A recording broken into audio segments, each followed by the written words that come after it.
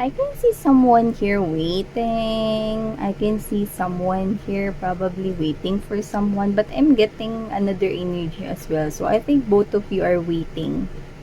Yeah. But the energy gives me the vibe of may pananabik, may pangungulila, no? Nananabik kayo sa isa't isa. Ayan, no?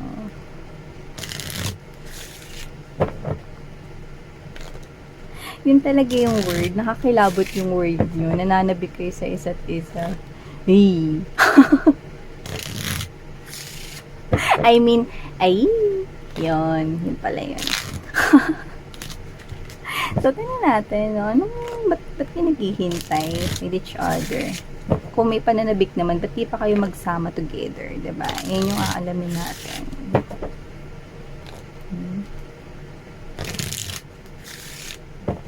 Alright, let's rock this.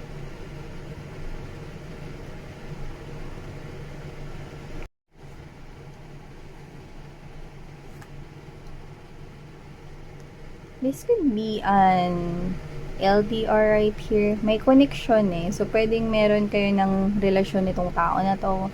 Or meron na ritong same feelings, mutual feelings, no? Parehas kayo ng nararamdaman yan, no? Pero meron tayong distance na nakukuha rito. It's like, there's something here in between. Pwedeng distansya.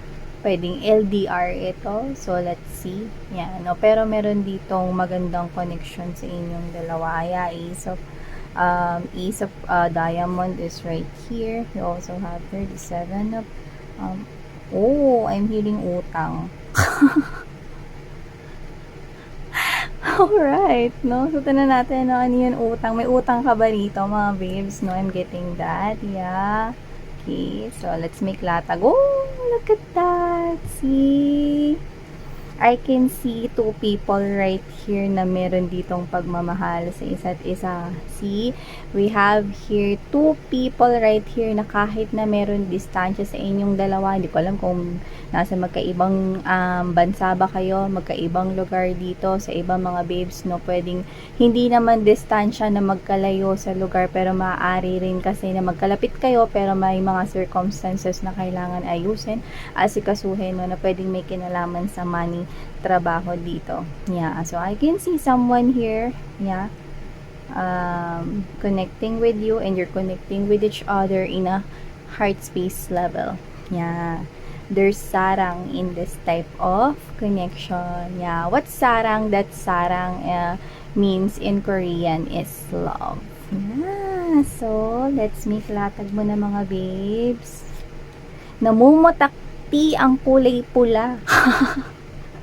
Sa ating reading, wala pa man ding Valentine's, no? Pero tingnan nyo naman, pulang-pula ang ating mesa dito, mga babes, no? Yeah, stability is focusing here as well. So, yeah. So, hey there, collective, thank you so much sa patuloy at walang sawa na pagsuporta sa akin dito sa channel ni EP, at sa mga new subscribers, maraming thank you sa inyong lahat, no? Welcome kayo rito. Yan, no? My name is Yan. So, thank you so much, everybody. So, yun nga, mga babes, na tayong gender dito, at just take how this resonates. Timeless din ito, mga mahal, okay? So, yung iba pwedeng prediction pa lang ito sa inyo. So, maaring makakonek kayo ng ganitong klaseng individual. But, as what I'm picking up right here for you guys, someone here is malayo sa inyo. Okay, may distansya dito pero may connection. Ibig sabihin, no, nakikita mo siya kung paano kanya nakikita or paano mo siya nakikita, ay gayon din, no? Ang kanya ritong pagtingin para sa iyo. You are on the same page of whoever this person is, no? Yun na nakikita ko rito, no? And whoever this individual is, there's love between you guys. LDR man ito or may mga circumstances man ngayon na hindi kayo nakikita, may mga dahilan, no? Pero nanatili ang pag-ibig sa inyong dalawa. Ace of Hearts energy. So, sino naman tong energy na to? This person right here, no? Iniisip ka niya, gayon ka rin, no? Kahit na hindi kayo madalas na nagkakasama nitong tao na to, no? Hindi kayo physically present ngayon sa tabi ng isa't isa. Meron ditong tuloy-tuloy na komunikasyon. may pag-iintindi at pang-uunawa, no? So, yung isa, with the King of Diamonds right here, someone here who could be with high honor, pwedeng may pera, boss type of energy, no? Boss type ha, hindi bossy. Boss type of energy, pwedeng kasing siyang CEO or mataas yung designation niya sa company na pinagtatrabahuhan niya.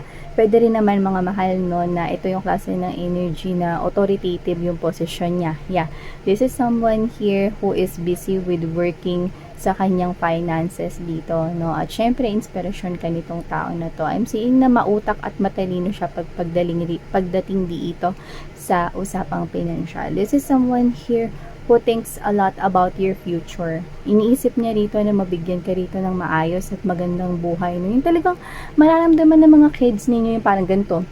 Gusto ma-provide kasi nitong tao na to, no, sa pamilya ninyo, no, yung talagang mabibigay niya ang lahat ng gusto ng mga bata. Yan, no. Hindi to the point na matotolerate, no. Kunyari ganito, gusto ng mga bata ng PS5, no, kaya niyang i-provide yun. Like, gusto niyang bigyan ng maginhawang pamumuhay yung mga bata. Yeah. Pero syempre, this is person here with authority. Okay? This person right here wants na madisiplina pa rin syempre, no, yung mga anak niya sa'yo or magiging anak ninyong dalawa. Wala tayong gender dito, but someone here is thinking about the future, how to establish it, and paano mas mapapaganda at mabibigay dito ang lahat na pangangailangan ninyo ng buong pamilya. Yan, no? Ikaw, siya, at yung mga magiging ninyong future ng mga anak ninyo. So, whatever the case may be, this is you on the other hand with the Queen of Spades energy. Okay, may pagkamataray ka, no? Ay, wala tayong gender dito, no? Pero may pagkamataray, suplado, ganyan, no? Pero, sweet ka pagdating sa person na to. Hindi ka yung public of display of affection, no? Hindi ka PDA sa labas, no? Pero this is you, na you just know your grounds. This is you, you're not giving you're not giving into that type of situation so easily.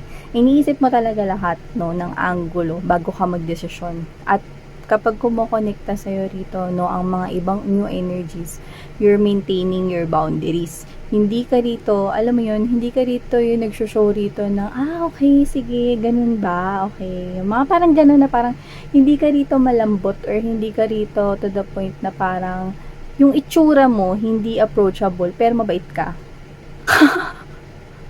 How can I explain this? So, yun yung mga babes, parang itsura mo, makakamataray, no?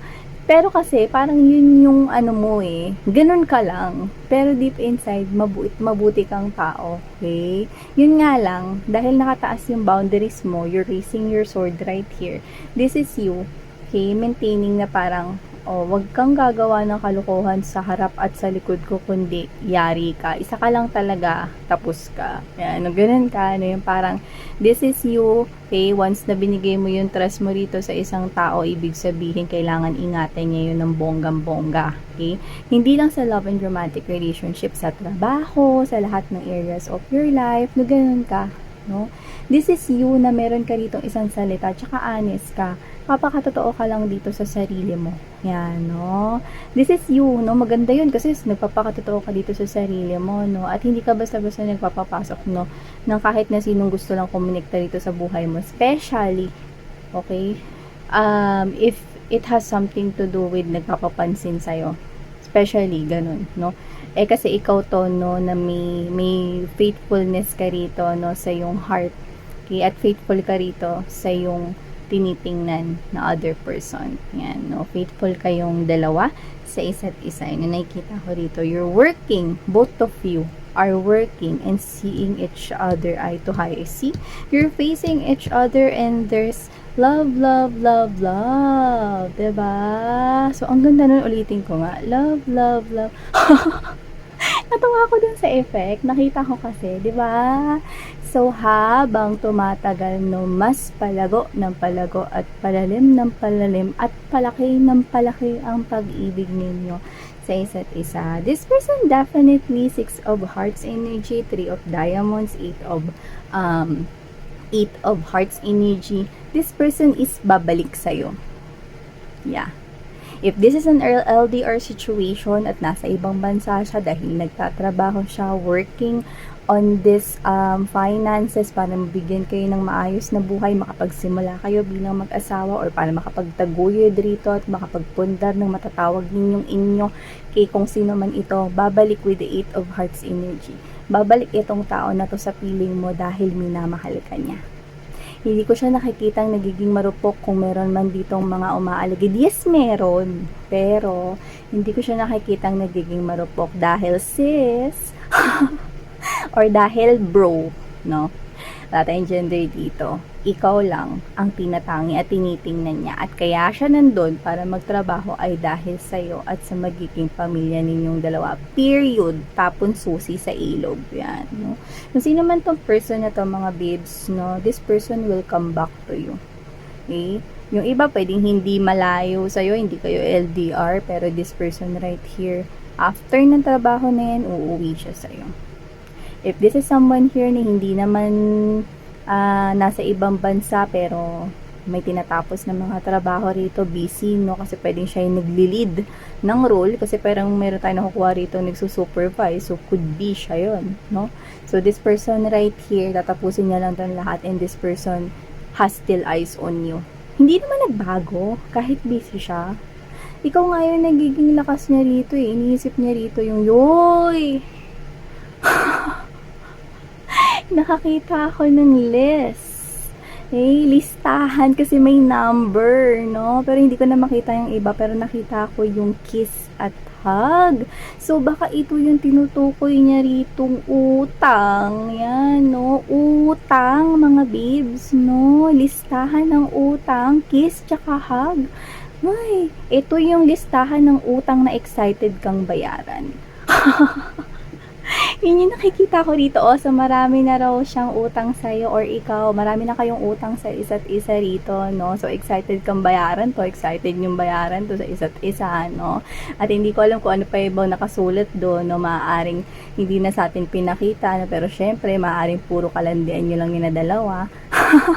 Pero ang importante doon, no? This person here, alam mo pala biro yung isa sa inyo, no? Kasi, with that, see, look at that.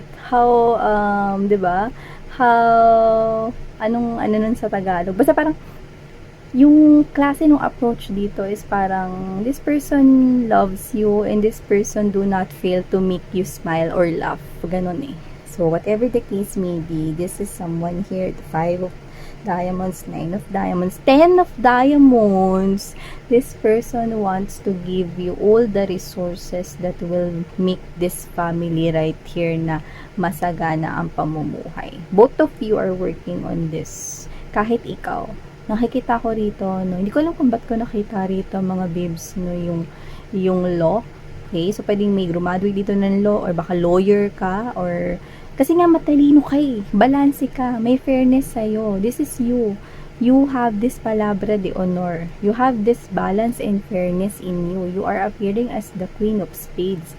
This is you creating boundaries and making this balanced life together with someone here. So yeah, I can see a powerful couple right here and you are both mature, okay, in handling this relationship. I can see other people wanting to connect with you in a heart space level, but I don't think that this relationship will really be disturbed from sino man yun. Kasi nakikita ko rito yung parang you're protecting, both of you are protecting this relationship, okay? Not to get ruined here. Yeah, so wow! Ang taray ng utang. Ito yung utang na excited kang bayaran. Wow, definitely. So, collective, claim na this, no? Kasi hindi ko alam kung sino tong kakonect ninyo. Pero I'm seeing that you're gonna be happy with whoever is this. Kasi this person is really working hard to the point na baka nagtitipid na siya dun just to makaipon ng malaki-laki na nang makauwi na sa'yo. Or nagtitiis siya, no, na hindi na siya rito, masyado rito nakakain. Okay, para lang matapos na lahat ng work niya para makapagkita na kayo. ulit. So, yeah, thank you so much, collective. You have someone really special here, and this person is seeing you as someone really special as well. So, collective, thank you so much. Saranghayo, love and light.